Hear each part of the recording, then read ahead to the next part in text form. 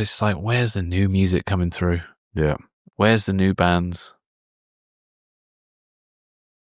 And I'm starting to think that it's a little bit stacked against them, because we've been saying this for ages, and the whole comments section with the Glastonbury stuff we did was absolutely like just hating on modern music, which is what me and you do as well. It's what everyone does. Everyone hates on new artists, new music is shit. It's not as good. It's too poppy. It's got no feeling to it. You know, there's nothing to it. It's boring. Basically what we said about Richard Ashcroft. Yeah. But he's got the legacy of his, material to date. Exactly. But I'm starting to think we're a little bit stacked against newcomers. It is, but saying that, it's like you really enjoyed Wunderhorse, didn't you, on the weekend, like the Glastonbury performance? Yeah, I didn't know who they were until about 2 weeks before Glastonbury. I'd never heard of them before. And then you showed me that performance on Jules Holland, and I hated it. Yeah, I thought, this is boring. So did I, to be fair. It was, and I thought, well, this is just another case of modernity strikes again, and it's going to be brilliant. But then, I don't know why, I don't know what made me check them out on Glastonbury. I think it was just curiosity, just I wonder what this sounds like actually live. And they played The Rope, and it fucking blew me away. Right. I thought, that's Glastonbury. Yeah. That's amazing. And I cannot for the life of me find a version of it online.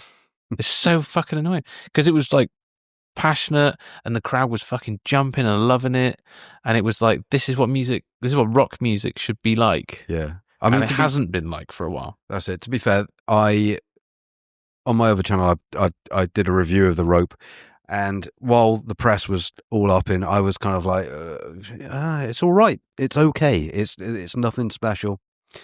And I've got to say, even watching the Glastonbury performance, it did kind of give me a little bit of hope that there are bands breaking through, who don't rely on kind legacy. Of backing. Yeah, well, legacy. They don't rely on backing tracks. They don't rely on anything. It's a proper rock band. It's a couple of guitars, it's bass, it's drums, and it's a singer, and that's... They don't need backing tracks. No. They're a live band. Yeah, they're a live band. Sounds real. Real. Yeah. And, I mean, it's not really shifted my mentality towards it, but surely that kind of band, with the age range that's going to be at the Oasis gig, it should have been a no-brainer. An absolute no-brainer. And I still don't love them, Wunderhorse, but it makes sense to the crowd. And I will say that the recording that we listened to, I listened to earlier of The Rope, which is their studio version, I thought was dull. I thought it was boring. Yeah. So whoever produced them, I'm sure, is a wonderful producer, but she has really toned them down from their live performance, which is where they needed to be at for that, because that recording is a bit tame. Probably the problem with modern music in general is that it's so sterile that it doesn't really translate. And then when you see them in the natural element of a gig and the crowd's loving it, it's brilliant. But yeah, I mean, I think that's what I mean when we're talking about the Stone Roses earlier. It's like they had Plan B and Kid British and people that were like kind of lower on the bill, obviously, but kind of up and coming. And you got that Elton John mentality back in the day where he always used to try and bring people along and like, give the youth a chance. Yeah. I don't really see a lot of it these days. It's just difficult because I don't want music to be shit.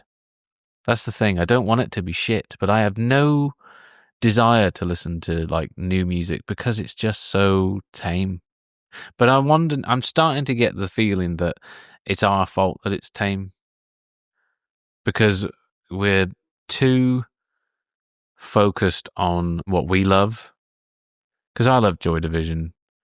If Ian Curtis was still alive, I would probably go and see him. If John Lennon was still alive and George Harrison and the Beatles did some 5 millionth reunion tour like Rolling Stones that we talked about last week, I would fucking pay a fortune to go and see the Beatles live, even though I'd know it'd be shit. Yeah. Do you know what I mean? But maybe it's the fact that it's only older people that have got enough money to be able to go to gigs in the first place, which is the problem. Maybe it's the fact that, people would rather go and see Neil Young on a Saturday night at the Pyramid Stage than someone new. That may be the problem. Well, that 100 people that turned up did. They wanted to see him. But that's not my point.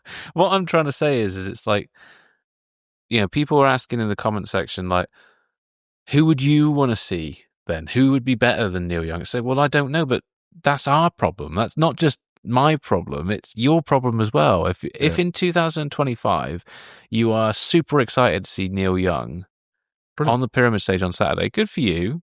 But surely there's someone younger. Surely there's someone more relevant. Surely there's someone better. Because if not, then we're fucked.